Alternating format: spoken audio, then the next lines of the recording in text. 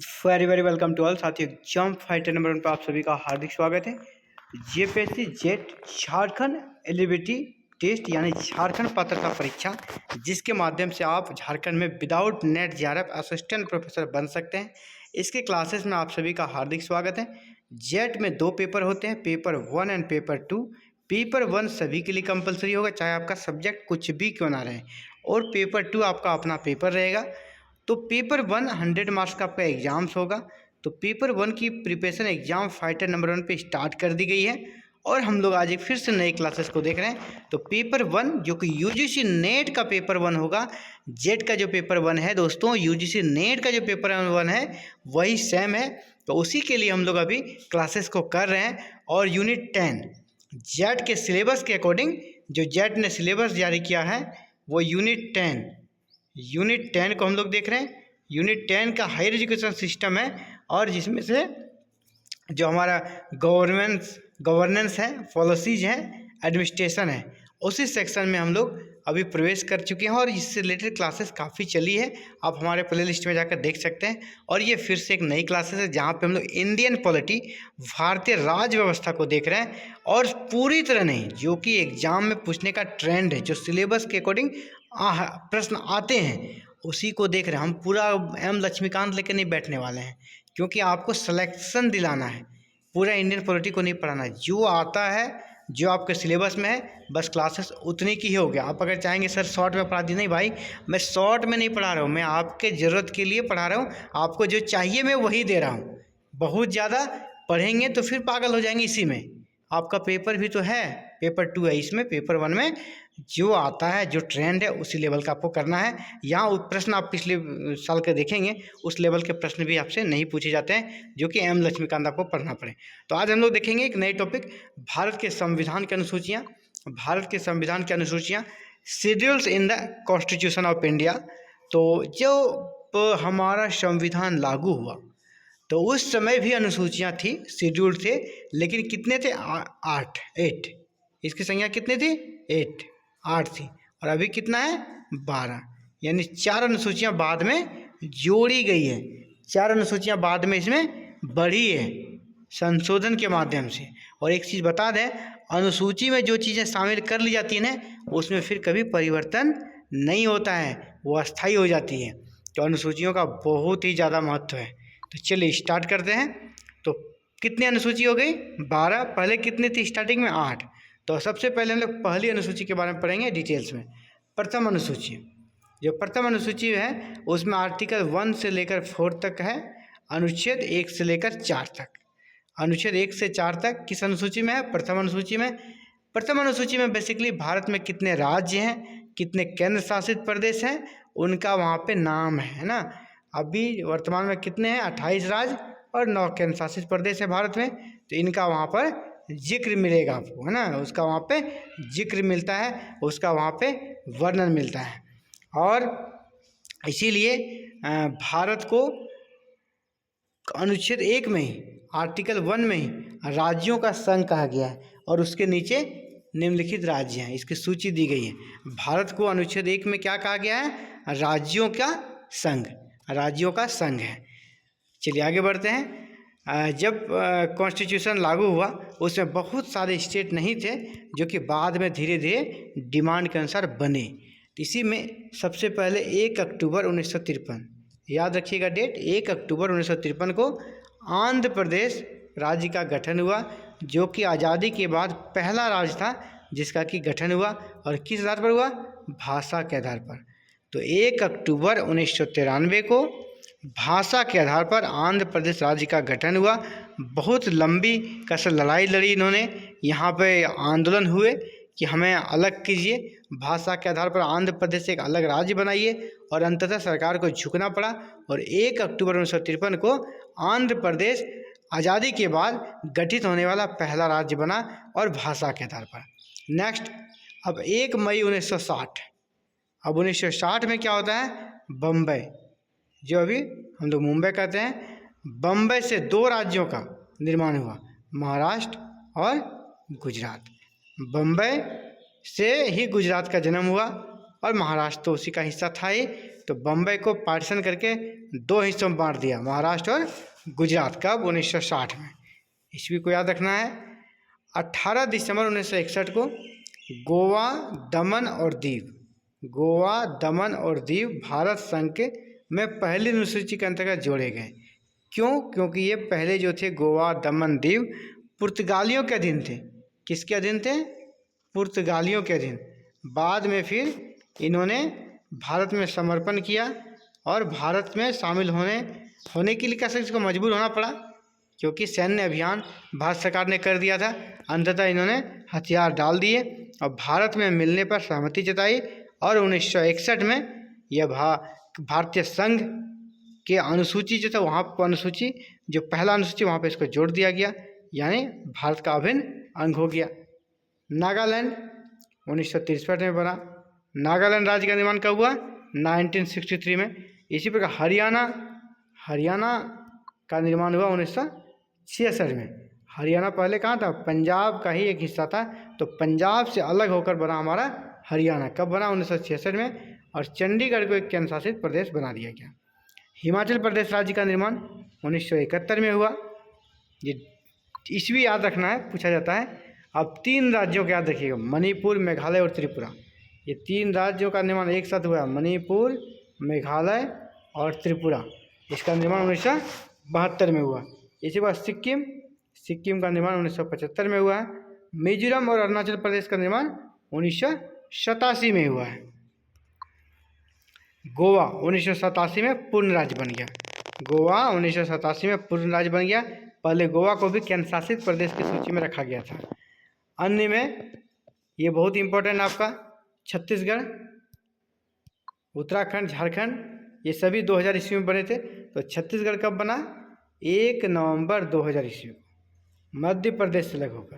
तो छत्तीसगढ़ राज्य का निर्माण कब हुआ? 1 नवंबर 2000 ईस्वी को। किस राज्य से अलग होकर बना? तो मध्य प्रदेश से अलग होकर बना। अगला है उत्तराखंड, ये 9 नवंबर। पहले छत्तीसगढ़ 1 नवंबर, उत्तराखंड हो गया 9 नवंबर 2000 को। और यह किससे अलग होकर बना? यूपी यानी उत्तर प्रदेश से अलग होकर हमारा उत्तराखंड बना।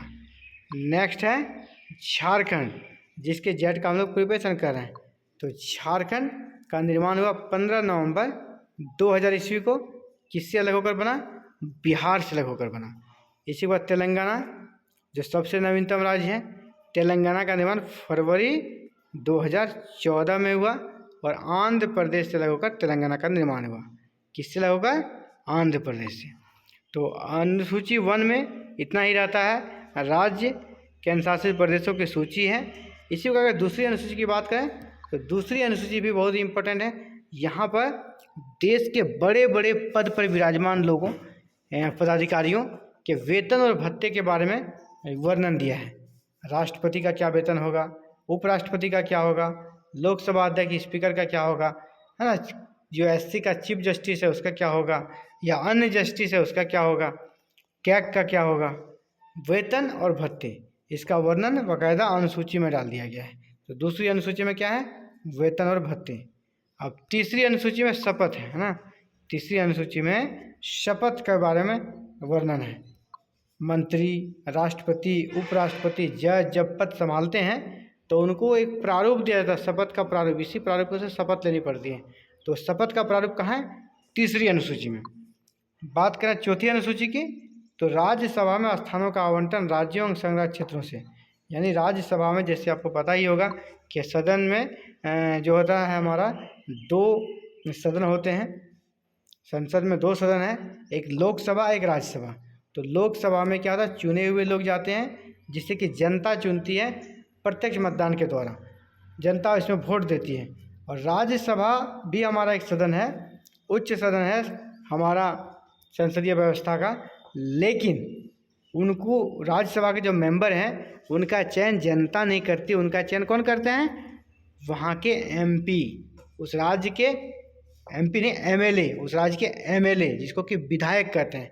विधायक, निर्वाचित विधायक, है ना, निर्वाचित एमएलए जो हैं उनका चयन करते हैं। और इसीलिए प्रत्येक राज्य का कोटा है, प्रत्येक राज्य को एक कोटा दिया गया है कि जैसे झारखंड से 6 मेंबर को भेजा जाता है। झारखंड से आपके कितने मेंबर को भेजा जाता है? 6 मेंबर को। इसी प्रकार अलग अलग स्टेट का कोटा है, किस आधार पर? जनसंख्या, पॉपुलेशन के आधार पर, पॉपुलेशन के आधार पर सभी राज्यों का अलग अलग कोटा है। तो किस राज्य का कोटा कितना रहेगा, किस राज्य की आबादी कितनी है, तो उसी आधार पर उस राज्य का मेंबर निर्धारित होगा कि आपको 5 मेंबर, 6 मेंबर या 10 मेंबर से। सबसे ज़्यादा आबादी किसकी है? यूपी की। तो यूपी सबसे ज़्यादा राज्यसभा में मेंबर भेजता है। तो इन सभी स्थानों का जो आवंटन मिलता है कि किस राज्य को कितना कोटा मिलेगा राज्यसभा में, इसका वर्णन कहाँ है? संविधान की 4थी अनुसूची में। अगला है 5वीं अनुसूची। 5वीं अनुसूची में एसटी और एससी क्षेत्रों के प्रशासन के संबंध में वर्णन है। देश में जो अनुसूचित जाति और जनजाति क्षेत्र हैं वहाँ पर प्रशासन में विशेष प्रकार की व्यवस्थाएं, अलग व्यवस्थाएं करनी पड़ती है सरकार को। तो उसके लिए किस प्रकार व्यवस्था होगी, इसका वर्णन यहाँ पर दिया गया है। विशेष उपबंध बनाए गए हैं, है ना, विशेष व्यवस्थाएं वहाँ पर की गई है, और ये 5वीं अनुसूची में की गई है। 6ठी अनुसूची में भी क्या है, इससे मिलता जुलता हुआ है। 6ठी अनुसूची में भी आपका एसटी एससी अनुसूचित जनजाति क्षेत्रों के प्रशासन के लिए है, लेकिन ये किन राज्यों के लिए? नॉर्थ ईस्ट यानी उत्तर पूर्वी राज्यों के लिए, जहाँ पर जैसे कि 7 राज्य है ना, असम, मेघालय, त्रिपुरा और मिजोरम। यहाँ पर असम, मेघालय, त्रिपुरा और मिजोरम राज्यों के लिए विशेष प्रशासन की व्यवस्था का वर्णन है 6ठी अनुसूची में। इन राज्यों का नाम याद रखिएगा, असम, मेघालय, त्रिपुरा और मिजोरम के लिए, यानी नॉर्थ ईस्ट के स्टेट के लिए विशेष उपाय किया गया 6ठी अनुसूची में। 7वीं अनुसूची में क्या है? 7वीं अनुसूची में अधिकारों का वर्णन है कि किस विषय पर अधिकार किसका होगा। तो संघ सूची, राज्य सूची और समवर्ती सूची 7वीं अनुसूची में मिलती है। संघ सूची में जो विषय शामिल है उस पर कानून केंद्र सरकार बनाएगी। राज्य सूची में जो विषय है उस पर राज्य सरकार बनाएगी, और समवर्ती सूची में जो है वहाँ पर कानून दोनों बनाएगी, बोथ, है ना, स्टेट और सेंट्रल दोनों को कानून बनाने का अधिकार है समवर्ती सूची के विषयों में, जैसे शिक्षा हो गया, पुलिस हो गया। लेकिन यहाँ पर अगर एक ही विषय से संबंधित कानून अगर सेंट्रल बना लेती है तो स्टेट का क्या होगा? स्टेट का वाला निरस्त हो जाएगा, है ना। एक ही मुद्दे पर अगर सेंट्रल और स्टेट दोनों बना ले कानून, क्योंकि दोनों को अधिकार है, तो सेंट्रल अगर बना ले तो स्टेट का निरस्त हो जाएगा। ये भी नियम है। 8वीं अनुसूची में क्या है? जैसे हम लोगों ने पहले पढ़ा है भाषाओं के बारे में, तो भारत में संविधान के अनुसार 22 भाषाएं हैं, जिसे कि संविधान के 8वीं अनुसूची में स्थान दिया गया है। 8वीं अनुसूची किससे संबंधित है? भारतीय भाषाओं से संबंधित। ये जितनी अनुसूचियां हैं अभी हम लोगों ने 8 नंबर तक पढ़ा है, ये सब क्या है? मूल संविधान में शामिल था। अब हम लोग नए अनुसूचियों को पढ़ने वाले हैं। तो सबसे पहले 8वीं अनुसूची में जो अनुच्छेद 344(1) और 351 है, इसमें 8वीं अनुसूची के 22 भाषाओं का वर्णन है। तो आपसे पूछा जाएगा 8वीं अनुसूची में कितनी भाषाएं हैं? 22 भाषाएं, और इसका वर्णन अनुच्छेद कौन सा करता है? 344 और 351 करता है। 9वीं अनुसूची भूमि सुधार से संबंधित है, और ये आज़ादी के बाद बना है ना। 9वीं अनुसूची कब बना है? आज़ादी के बाद। और आज़ादी के बाद बनने वाला पहला अनुसूची कौन है? 9वीं अनुसूची। और प्रथम संविधान संशोधन, ये इसके लिए संविधान में पहली बार संशोधन किया गया, यानी 9वीं अनुसूची समझिए इतना महत्वपूर्ण है, भूमि सुधार से संबंधित है 9वीं अनुसूची, कि संविधान में पहली बार संशोधन करके भूमि सुधार संबंधी प्रोविजंस को डाला गया 9वीं अनुसूची में, ताकि देश का जो विकास का रफ्तार है वो कम ना हो, है ना। तो भूमि संबंधी सुधार अधिनियम ये कब ऐड किया गया? आपका प्रथम संविधान संशोधन 1951 के माध्यम से प्रथम जो अनुसूची ऐड की गई 9वीं अनुसूची, उसी में आपको भूमि सुधार से संबंधित वर्णन देखने को मिलता है। तो भूमि सुधार संबंधी अधिनियम किस अनुसूची में है? 9वीं अनुसूची में। कब डाला गया? तो 1951 में डाला गया। किस संविधान संशोधन के माध्यम से डाला गया? तो पहली संविधान संशोधन के माध्यम से डाला गया। नेक्स्ट 10वीं अनुसूची 1985 में जोड़ी गई, और ये क्या था? दल बदल। जैसे जीतकर नेता लोग क्या करते हैं, लालच में दूसरी पार्टी को ज्वाइन कर लेते थे। तो इन सब के रोकथाम के लिए संविधान में 52वां संशोधन किया गया।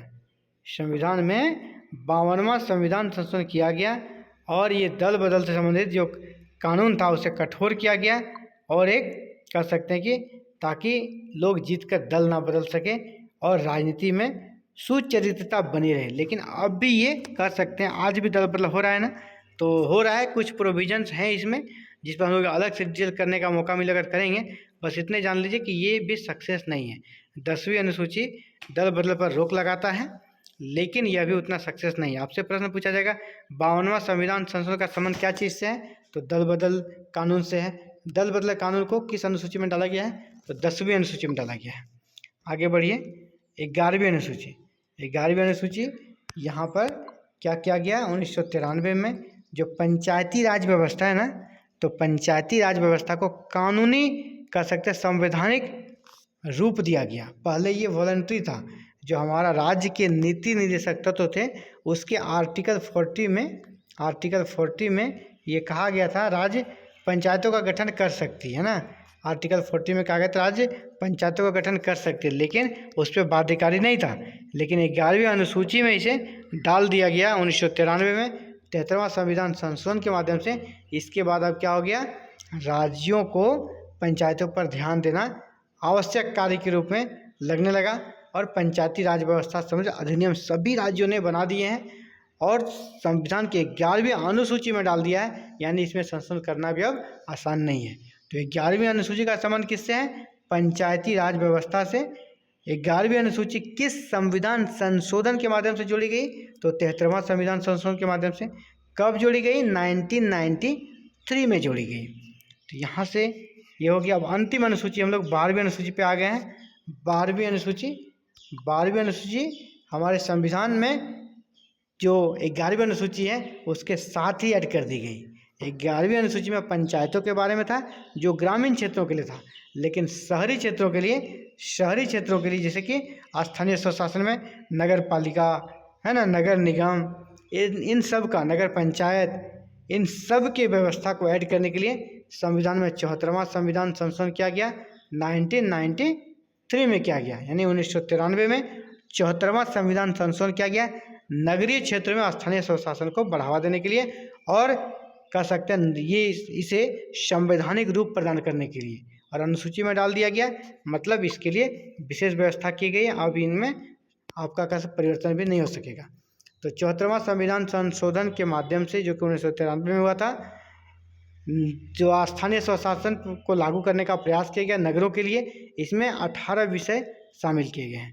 तो कितने विषय शामिल किए गए हैं, 18। उसी प्रकार अगर पंचायती व्यवस्था के बारे में देखें तो पंचायती व्यवस्था में 29 विषयों को शामिल किया गया है। ये भी प्रश्न आता है, पंचायती राज व्यवस्था में कितने विषयों को लागू किया गया है, तो 29। और आपका नगरों के लिए 74वां संविधान संशोधन जो हुआ इसमें कितने विषयों को शामिल किया गया, तो 18। तो ये था साथियों आप सभी के लिए कि हम लोग देख रहे थे कि भारतीय संविधान की जो अनुसूचियाँ हैं, भारतीय संविधान में जो शेड्यूल्ड है 12 शेड्यूल है, उनके बारे में जान रहे थे A to Z। इनको डिटेल्स में हमने देखा। उम्मीद करता हूँ यहाँ से अगर प्रश्न आएगा तो आप अच्छे से कर पाएंगे, कोई दिक्कत आपको नहीं होगा। जल्द साथियों हम लोग इससे रिलेटेड प्रैक्टिस सेट को भी सॉल्व करने वाले हैं। जैसे हम लोगों ने ICT के प्रैक्टिस सेट को सॉल्व किया है, अब जल्द ही इसके प्रैक्टिस सेट को भी सॉल्व करेंगे और देखेंगे हमारी तैयारी किस प्रकार चल रही है, आप कितना उसमें सॉल्व कर पाता है। तो ये आज के लिए साथियों इतना ही, मिलते हैं कल एक नए क्लासेस में। Thank you very very much for watching this video और कनेक्टिंग एग्जाम फाइटर नंबर 1। ये क्लासेस लगातार जारी रहेगी साथियों। जैसा आपका एग्जाम जून में होना है तो ये क्लासेस लगातार जारी रहेगी और जून के पहले आपको सिलेबस कंप्लीट कर दिया जाएगा। Thank you very very much for watching this video और कनेक्टिंग एग्जाम फाइटर नंबर 1।